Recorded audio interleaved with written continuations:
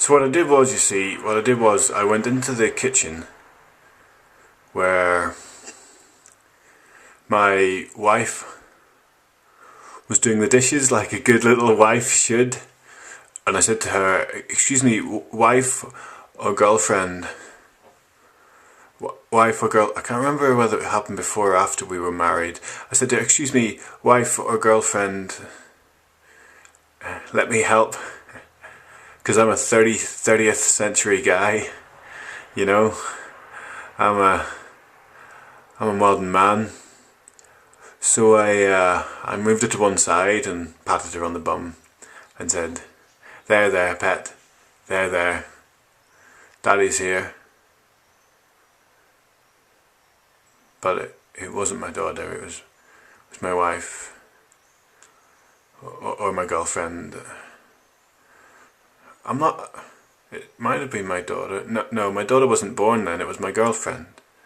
When my daughter was born and it was my wife. Anyway, I moved her to one side and I helped with the dishes and I plunged my hand into the water and it burnt me. And I pulled my hands out in shock.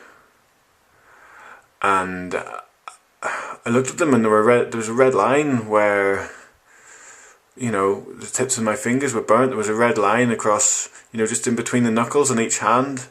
A red line. And the tips of my fingers were red and the rest of my hands weren't. I looked at my wife and I said, "Bloody hell, woman!" I said, "Bloody hell, woman! How can you stand that heat?" And she looked at me and said,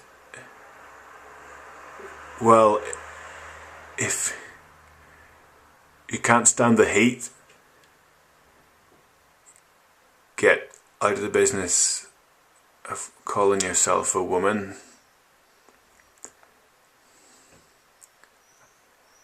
And I looked at her and I said,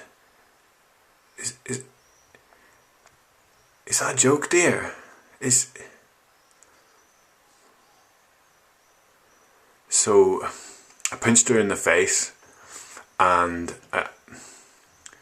she said to me, "Yeah, it was a joke. I made it funny."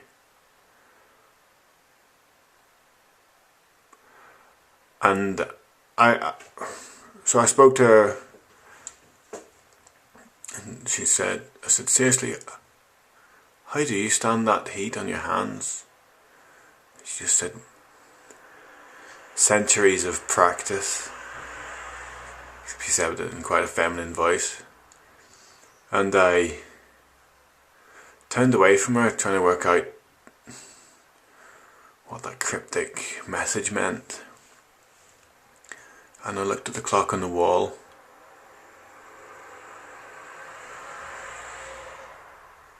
And saw that it was 1924.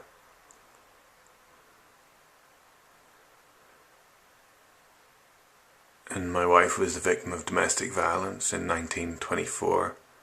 And I thought to myself, that's very strange. I didn't think they had domestic violence in 1924. I thought they made that up around the 1970s.